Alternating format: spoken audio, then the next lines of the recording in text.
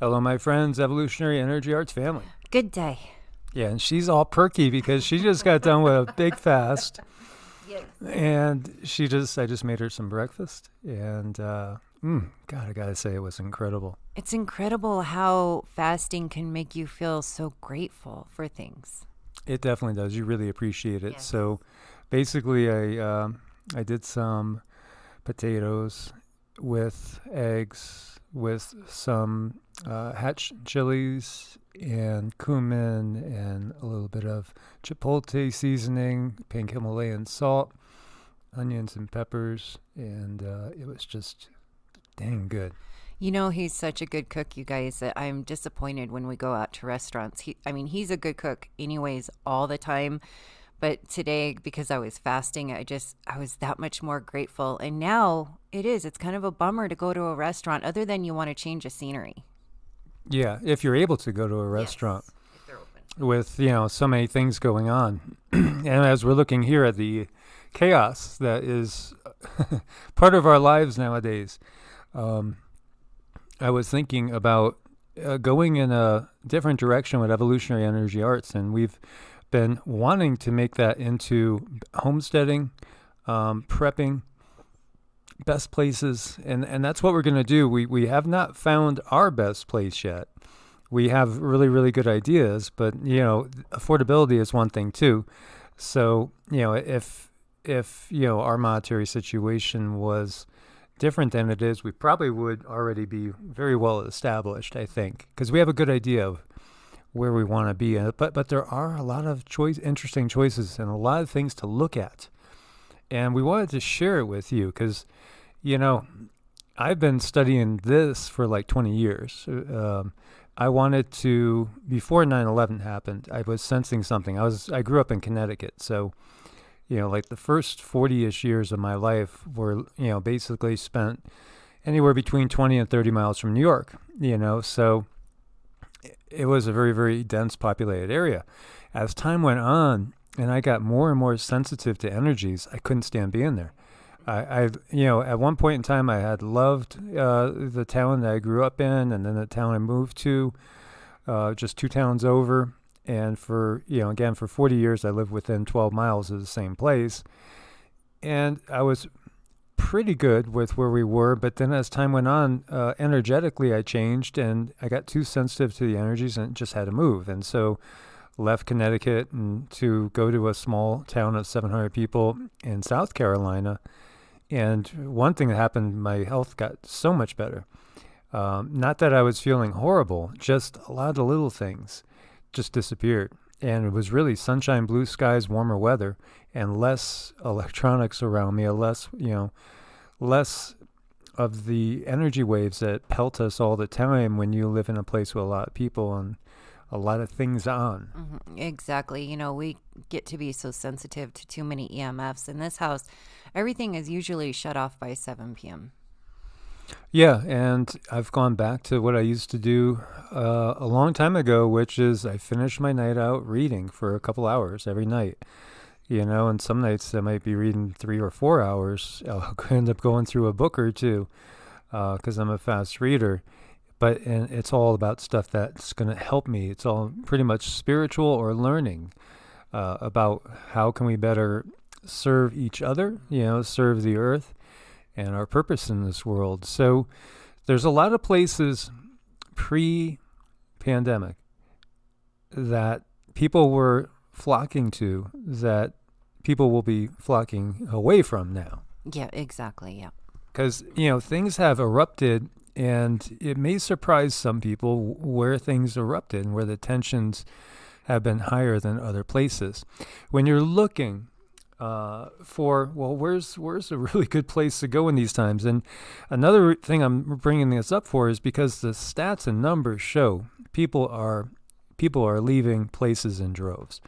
It's just incredible right now. There's a mass exodus going on from the major cities around the country, especially cities that are very tense, because of the situations that we see. And people are buying up real estate in places they would never have considered before because they want to get away from it all. Many people are waking up and they're like me and Cindy. You just can't deal with too much energy around you anymore. You need to get out away from people. So there's so many things to consider. There's a lot of different parameters for choosing a best place, and we will go through that. One thing to consider right off the bat is population. When you see the population centers in this country, obviously, as we go into what looks to be a second wave of lockdowns in New Mexico, for instance, one of our readers sent me a link that showed that the governor of New Mexico, if there's 4 employees that test, or 4 cases even, I don't think it has to be employees, but just 4 cases that are reported in any business, they're going to shut it down. There have been a ton of, and the list is growing every day. Unfortunately, there's been a bunch of grocery stores shut down. Now, if you're in a population center and your grocery stores are getting shut down, that's not good. No, that's pretty terrible. And these are things that you might want to consider, kind of getting away from, or getting a little patch of land, even a little yard, even a tiny yard to grow on. Yeah, and we shared with you guys that we almost pulled the trigger. We actually had a deal in place, but then discovered some underlying conditions with the property that would make it not feasible. So, we backed out. And then we also got from the guides, and we got information from the Pleiadians. Laurel said to just watch things, especially the next 2 to 3 months. Watch things, see, because states are going to be handling things way different. One state to another is going to handle things way, way different. Some places like California, complete lockdown. And others are following suit. But then there's opposition rising in some of these places too. And so some places are very likely to get pretty volatile. And so keep that in mind. So they basically told us, stay flexible, keep your mind open, and don't do anything rash for the next 2-3 months. Just sort of hunker down and watch what's going on, because there are going to be some states, some areas that you're probably not going to want to be, that are going to be way, way more chaotic than other ones. And in some places you might go and it might feel like life is normal. We've been there. We were in a town recently. We went into a restaurant, not one person wearing a mask, not one. And life felt just totally, totally normal. In fact, in that whole town, I think, I would say we only saw maybe 20% of the people the whole time wearing masks anywhere in that town. And, this is interesting as we roam about throughout the great American West. We're seeing huge differences in place to place. Obviously, if we go into like an apocalyptic type event, like in a zombie apocalypse, for instance, you don't want to be anywhere where it's densely red. It's crazy. Now, I don't think necessarily we're going to have a zombie apocalypse, even though there was an article today that, I didn't put it up here to share with you guys, but, they did a mass culling of minks. And, some of the bodies ended up rising up out of the ground. Yeah. And so the headline there was, about zombie apocalypse. The minks are coming back to life. Now, the doctor said it was just gases as the bodies were expanding and they weren't buried deep enough. Pretty creepy stuff. But, everybody is very aware of, obviously, the plague upon the land. So as you see, you can find pockets in some of these states where there are white patches, where there's not as many people. But also keep in mind, and this is why when I pulled up this map and I said it's a population map, this is why Cindy said she doesn't want to go any farther east than Texas, because when you see just how dense the population is, it's just, you could have mass migrations of people. And there's a lot of reasons for that. It might not just be this whole thing that we're going through with the lockdown. It could be definitely hurricane-related, flood-related. Now, over in the West, there's other issues as well. There is a much greater earthquake risk in most of, especially the Pacific coast here. But then you have pockets too, and we're going to go into that, where there are some risks for earthquakes that you might not be aware of. So population is one of the first things in my mind, and I like being in a spot that's very remote. So most of the areas that we've been going to are like 1 or 2 people per square mile, which is great. Tiny towns, 100 people, that type of thing. Under 1,000. Yeah, you do sacrifice. Most of the time when we had to go, we just had to drive 2 hours to go do a food shopping the other day. 2 hours, but at the same time, we love the remoteness, and we're doing a lot of hiking. And think about population trends too, as we look at what they are forecasting the population to look like in 2050 in the United States. Now, we have about 330 million people at the moment. This forecast is very different than DEAGEL, and we've talked about that a lot. Here they're saying that we're going to have 404.6 million, and you can see Texas is just about the size of California at that point. California is the most populous state in the nation, but they started to lose people now, between taxes, the wildfires, and also, political reasons as well. People are starting to leave California. We've met a lot of people from California in the Phoenix area and in Arizona. They're also flocking into Idaho, and they're flocking into Montana. So, that's one thing to consider. Yeah, and everybody's needs and desires, wants are very, very different and very unique. And that's important to point out all the different aspects of places that you might want to go to. Right now, Florida is almost identical with the population of New York, but as we see, when you get to 2050, it pulls way ahead because people are leaving again. Well, they're still heading to the sun. And, we were just talking to our good friends who you guys know, and we've had on Dr. Joe before, and we were talking about Florida, and I probably would have dragged Cindy to Florida if we didn't have everything that's going on right now. And as I shared with you, our guides said, they told me when I was 19 I'm going to have to head west when the bleep was hitting the fan. So I have, and I love Florida. And I did enjoy being up in North Carolina. I love South Carolina, too. It's one of my favorite states.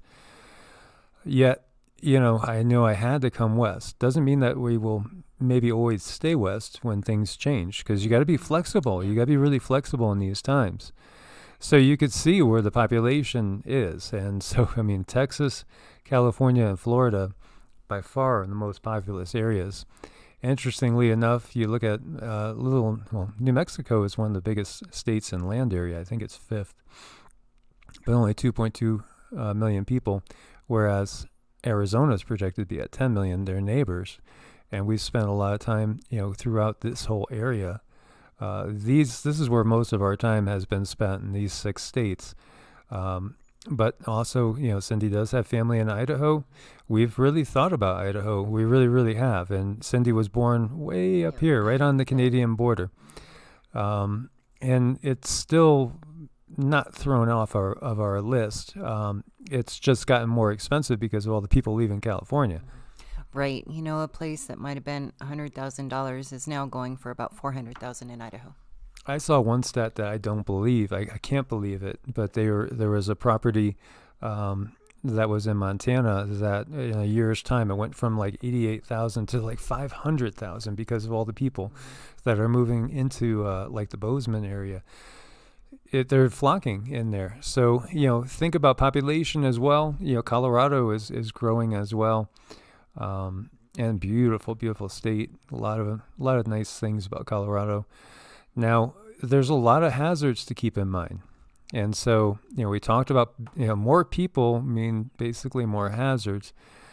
And again, I hope you guys don't think I'm fear-mongering, because I think it's just thinking rationally, because we're in a tumultuous time, and we're going to be going through some stuff. This is what we have gotten from the guides, as well as logic, as well as studying. It's pretty obvious. So when we look at different hazards, we could just simply, let's just first take a look at just faults. So this comes into play. How about earthquakes? Because we have more cosmic rays coming in. We're going to have more earthquakes. We see the activity increasing. We're going to also have more volcanic activity as well. So when you look at the map, it becomes obvious that, here in this case, the east is better as far as earthquake risk. Now, fracking is really screwing things up in Oklahoma. I think a lot of Oklahoma would be safe, but then again, we got tornadoes to take, into consideration. And there was a unusual couple of quakes right here on the border of New Mexico and Colorado recently, and when I pulled them up, they were right on fracking. Right on fracking. You can see just the fracking fields through here. And again, this is one of my favorite zones. I think this is one of the safest zones, but they've messed it up with the fracking. Mm-hmm. Yeah, and that can be bad for your water if you have a well. So, those areas, unless you have the ability to haul water from somewhere else or treat your water. And when you're going to see these red lines, these are faults. So and some are more ancient than others. So, here we see fault lines here over, right by the nuclear testing area. Yeah. That's a great place to put it, but they like to do things like that. So we have Los Alamos right on a fault line. What idiots. I know. That's what they do, though. They set stuff up.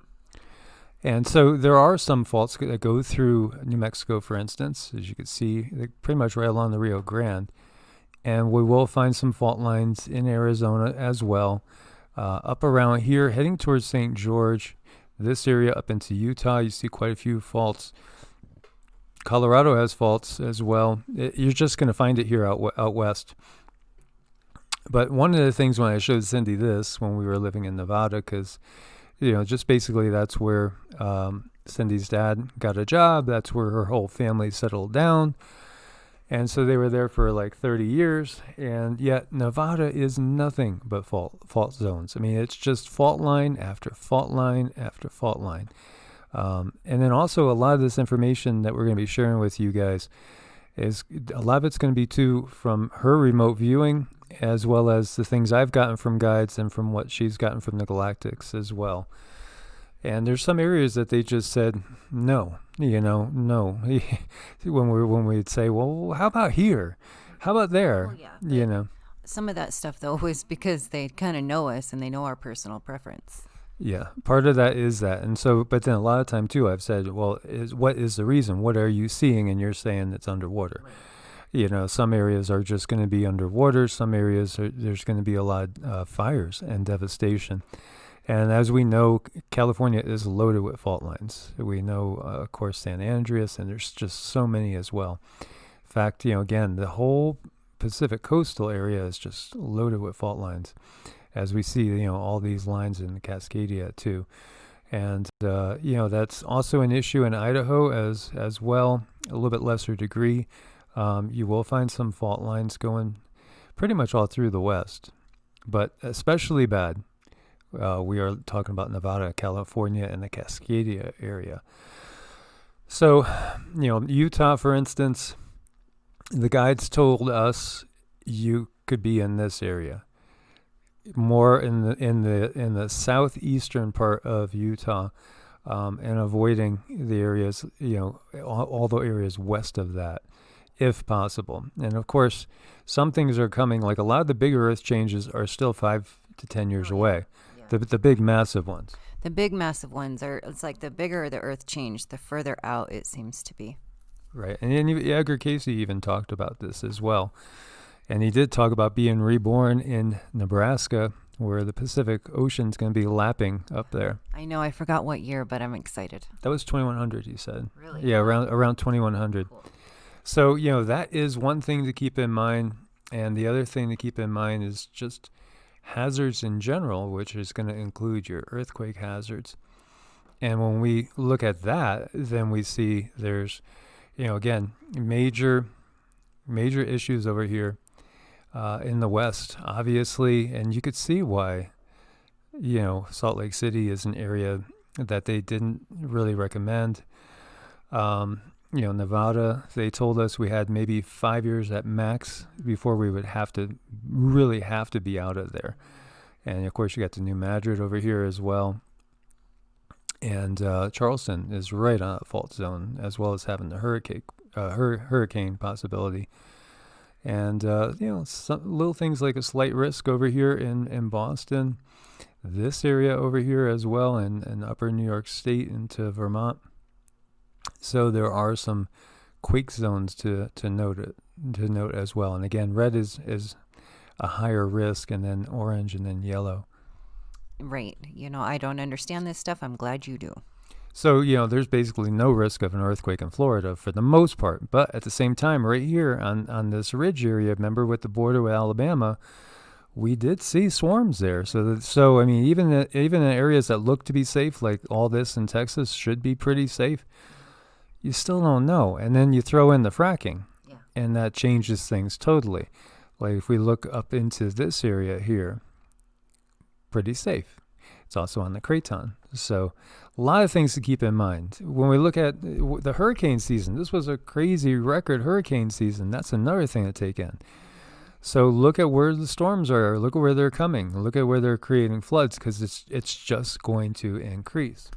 That the water is going to increase. Wherever there is water, you can expect for there every year to be more accumulative, more water the next and the next, etc. Yeah. I have kept trying to convince Cindy, saying, there's gorgeous pine trees, fertile land, and great growing temps in Alabama, Mississippi, and inexpensive housing, very, very affordable. Alabama, Mississippi, Georgia, Florida. She's like, no.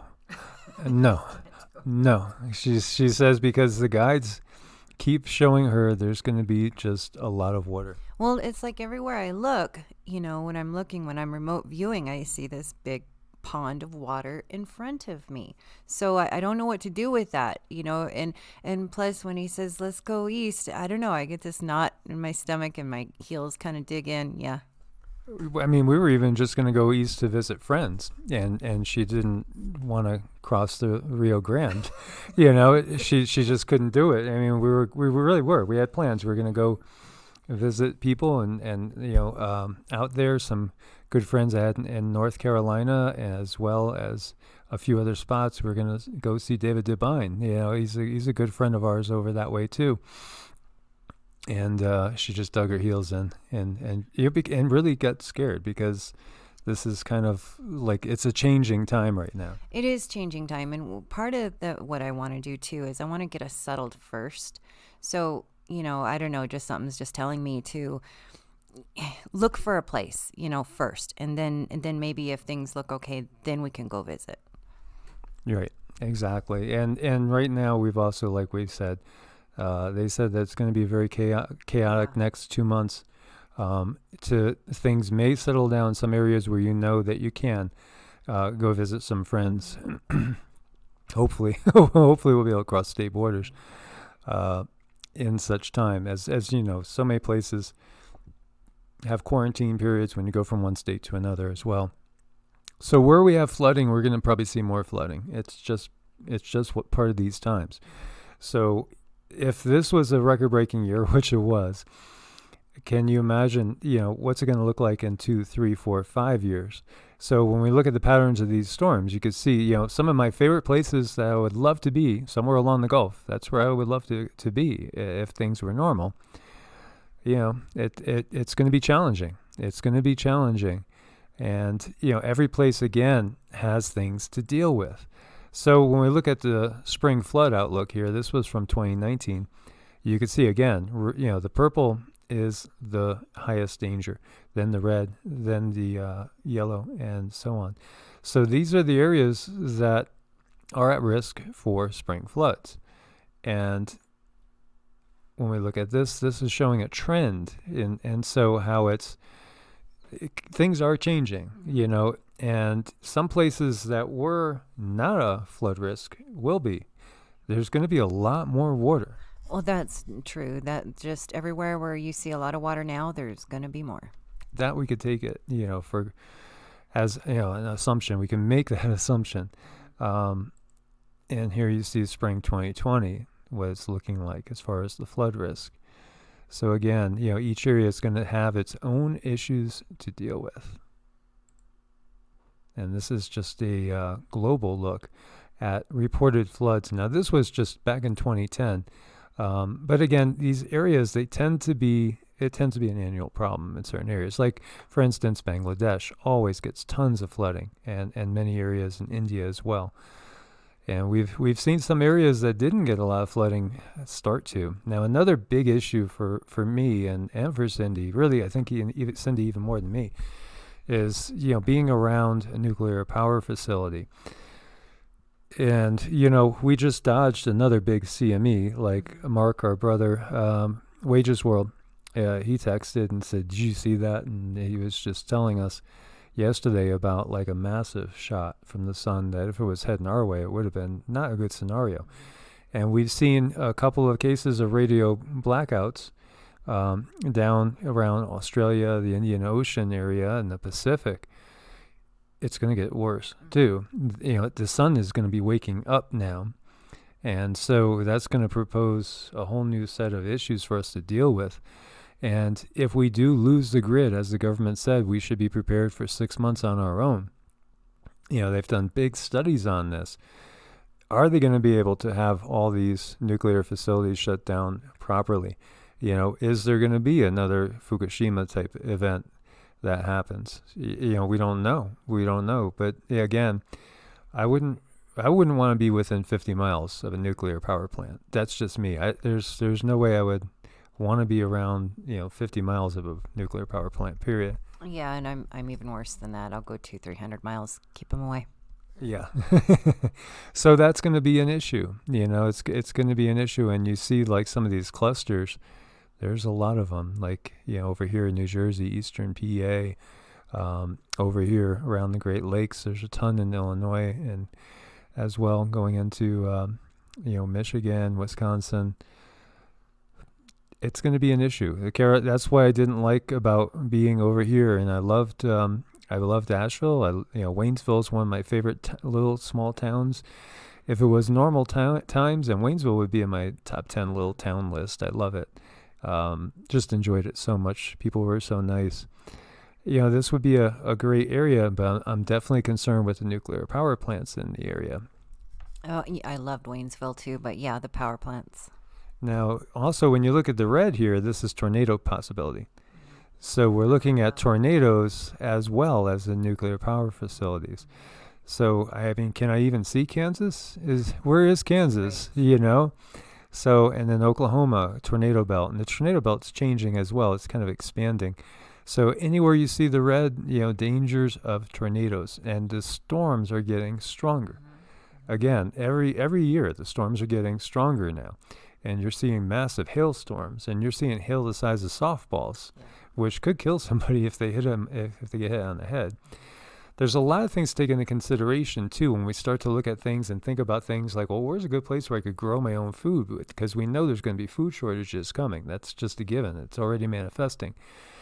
Look at precipitation to see how the water is, the water situation, and then the temps, too. Now, this is Asheville. One of the things I didn't realize about Asheville is that they actually get more rain than Seattle, Washington. Wow. I know. So when I researched that before we moved, well, right when we moved there, and it was like, wow, I'm moving to basically a rainforest area, because it pretty much is, that's on a par with the Pacific Northwest, which for me, I can get seasonal affective disorder. I don't like gray, cloudy days. So for me, you need to avoid that, because it just is kind of depressing to me, the gray, cloudy days. And I like sunshine. Now, another thing to look at, too, is violent crime. And anywhere where there's a lot of crime now, or in the past, it's going to probably get a lot more, intense as we get deeper and deeper into this time period, from the lockdown perspective, the geopolitical perspective. And I don't think that this political situation is over by a long shot. I think we still have a lot to go with that, and I think the more intense inflammatory things might be coming, and maybe even in the very, very short term near future. So areas with the highest increase in violent crime, those would be areas that you'd want to avoid. And we see a ton over here, circle around San Francisco, of course, LA as well. And, a lot of areas to take a look at. New Orleans over here. There's many things to consider when you're considering, best and worst states, best and worst places to be in these times. And so here you're seeing worst states for 2020, and this is again from a crime perspective. And so New Mexico is number one on their list as far as that goes. But again, you have to look at where, because if, say, you are in Albuquerque, okay, well, that's, one of the major reasons, as well as a couple other places. Gallup has had very high crime, and then up towards Farmington, there's been high crime as well. But when you go out into the boonies, extremely safe in certain areas. So every state, you have to look at also the different pockets, because these stats could be skewed. As you see, New Hampshire is actually the safest. And here we are also looking at sunshine hours. So if you are like me and you do well getting a lot of sun, maybe you would like the Southwest because it gets the most sun. And obviously you might want to avoid these areas that are very dark. And at Connecticut, growing up in Connecticut in the winter was extremely depressing to me. I like seeing snow, but then it just was gray for 6-7 months. That is a big problem with you, is the gray. Yeah, I can't stand it. Yeah, it could be cold out, and if the sun's shining, I'm okay. Yeah. But when it's just constant gray, like in Ohio, I love Columbus, great city. And we're going to cover a lot of the states individually too, because there are some great places to be. But again, it was too much like Connecticut. It was just so gray for so long. Another thing to consider is the political aspects. Do you feel more comfortable in a blue area or a red area? That's important. Well, both have their pros and cons, definitely. It just depends on you, really.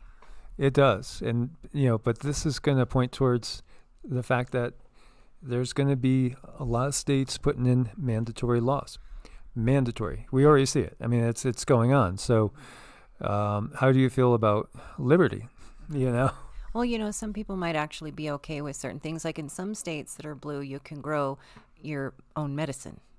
Yeah, obviously. Yeah, like with Colorado and California, Washington, Oregon, Nevada, certain things, certain plants are legal. Yeah. And some places not, So, yeah, there you have to pick your poison, and literally maybe.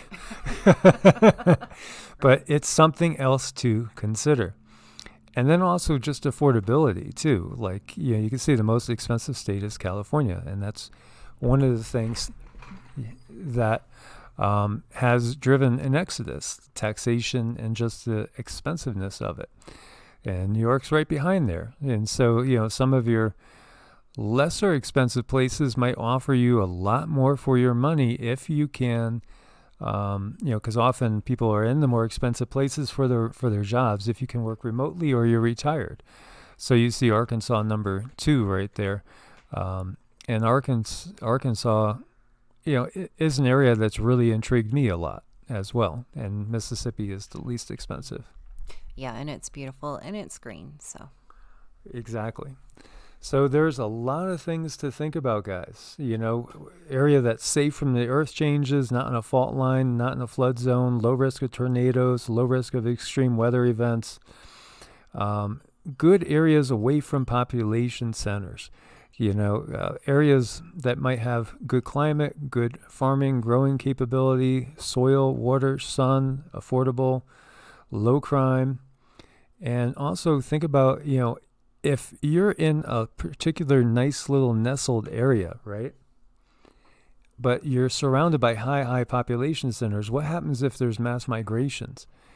is all of a sudden where your nice little town was going to be flooded with people, and because we could have massive refugee crises going on here in the U.S. Oh, we sure could. Absolutely. Another thing to think about. So we're going to be doing a series of videos on this, and on looking into each zone. We'll look into northeast, southeast. We'll look into the central south and central north and the Pacific Northwest and the American Southwest, and then get into individual states and even talk about individual nice little places, towns. We've been in some places we absolutely love. Right. And if you guys have little different concerns and stuff, throw them in the comments so we can maybe consider them. Yeah.